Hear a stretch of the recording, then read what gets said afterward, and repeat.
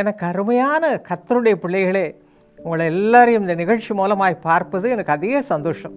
இன்றைக்கும் கூட அருமையான ஒரு வாக்குத்தத்தத்தை நாம் தியானிக்க போகிறோம். அதை யாத்திராகமம் 33ஆம் அதிகாரம் 14ஆம் வசனத்திலே வாசிக்கிறோம்.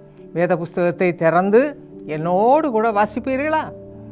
என் சமூகம் உனக்கு முன்பாக செல்லும். கர்த்தர் சொல்லுகிற வார்த்தை பாருங்க, என் சமூகம் உனக்கு முன்பாக செல்லும், நான் உனக்கு இளைப்பாறுதல் தருவேன்.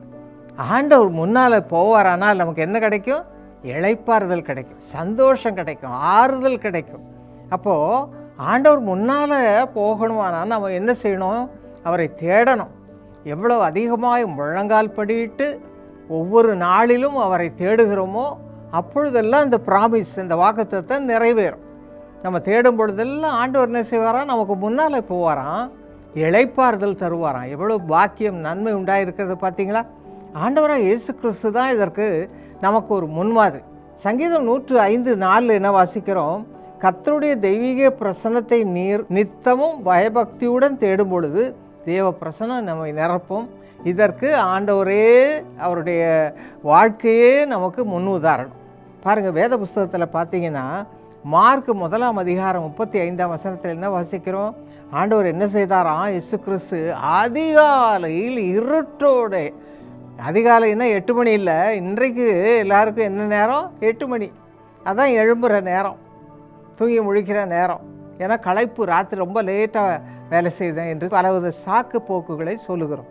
ஆனால் ஆண்டவர் என்ன செய்தார் பாருங்க, இருட்டோட, அதான் அதிகாலை எழுந்து தனியாக போய் வனாந்தரத்தில் தன் தேவனாகி கர்த்தரோடு பேசினார்.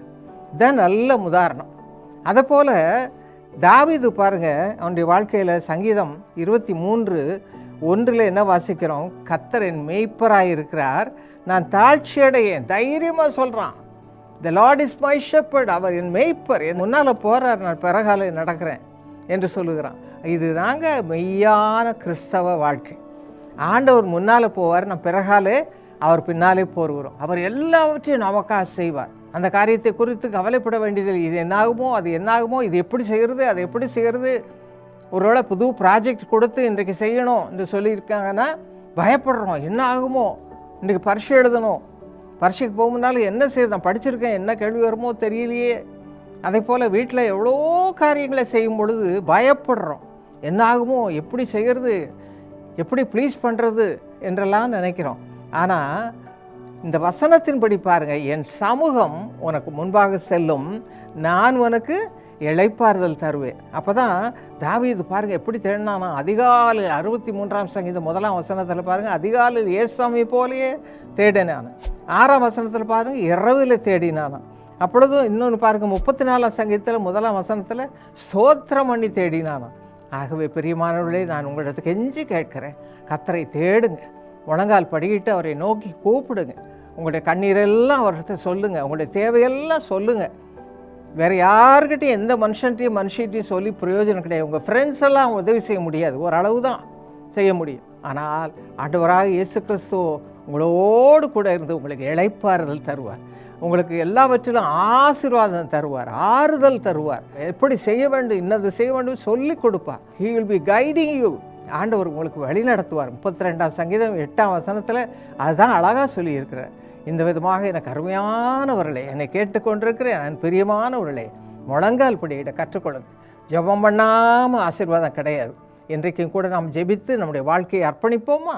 எங்கள் அருமை தகப்பனே, உம்முடைய பாதத்திலே நாங்கள் எங்கள் வாழ்க்கையை அர்ப்பணிக்கிறோம்ப்பா. நீ சொல்லி கொடுத்தது போல முழங்கால் படியிட உம்முடைய பிள்ளைகளுக்கு ஒவ்வொருவர் கற்றுத்தார். ஜெபமே இல்லாத வாழ்க்கையை மாற்றி போடும்.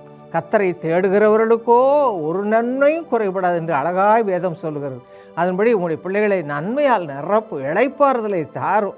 யார் யார் இன்றைக்கு ஒரு வேளை முக்கியமான காரியத்துக்காக முன்போட்டு நிற்கிறார்களோ, இன்றைக்கு இதை செய்யணும், இது நடக்கணும் என்று சொல்லுகிறார்களோ, ஆண்டவரே அவர்களுக்கு முன்னதாக சென்று இளைப்பாறுதல் தந்து எல்லாவற்றிலும் உடைய ஆசீர்வாதம் தாரும். கர்த்தரே வழி நடத்துவீராக.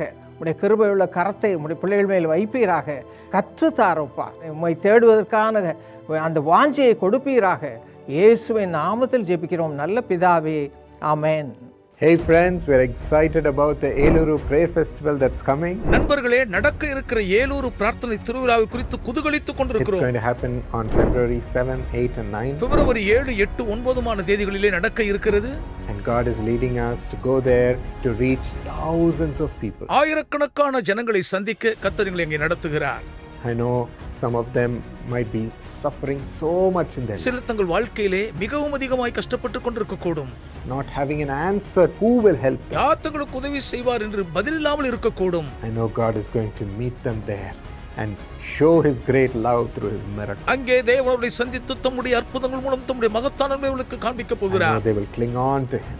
அவர்கள் தேவனை பற்றிக் கொள்ளப் போகிறார்கள். That's been happening in the Jesus Calls prayer festivals for many years. பல ஆண்டுகள் இயேசு அழைக்கிறார் பிரார்த்தனை திருவிழாக்களில் அந்த பாக்கியம் தான் நடந்து கொண்டிருக்கிறது. So I want you to be one among those who will send these blessings to those people. அந்த ஜனங்களுக்கு இந்த ஆசீர்வாதங்களை அனுப்பி வைக்கக்கூடிய ஒருவராய் நீங்கள் இருக்க வேண்டும். Partner with us in this mission. இந்த திருப்பணியில் எங்களோடு கூட்டாளிகளாய் கரம் கோருங்கள். Pray for this Eluru prayer இந்த festival. ஏலூரு பிரார்த்தனை திருவிழாவுக்காக ஜெபியுங்கள். Even along with your church, உங்கள் சபையோடு சேர்ந்து ஜெபியுங்கள். along with your family, உங்கள் குடும்பமாக ஜெபியுங்கள். along as a body, சரீரமாக சேர்ந்து ஜெபியுங்கள். every day. ஒவ்வொரு நாளும் Remember those people இந்த ஜனங்களை நினைவு கூறுங்கள். and God will remember you. தேவன் உங்களை நினைத்தருளுவார். If you'd like to support this prayer festival which has so much expenses, அதிக செலவாகக்கூடிய இந்த பிரார்த்தனை திருவிழாவுக்கு நீங்கள் ஆதரவு கொடுக்க விரும்பினால் you can support through the Eluru prayer festival facet. Eluru பிரார்த்தனை திருவிழா தரவு மூலம் நீங்கள் உதவி செய்யலாம்.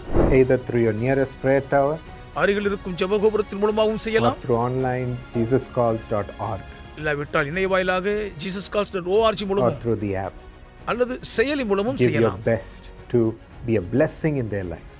அவர்கள் வாழ்க்கையில் ஆசீர்வாதமாய் இருக்க உங்கள் உச்சிதத்தை கொடுத்து உதவுங்கள். God will honor you and your family. கர்த்தர் உங்களையும் உங்கள் குடும்பத்தையும் கனம் பண்ணுவார். Let's do it together, my friend. என் நண்பர்களே, நாம் ஒன்றாக சேர்ந்ததை செய்து முடிப்போம். Remember Eluru. ஏலூரை நினைத்துக் கொள்ளுங்கள்.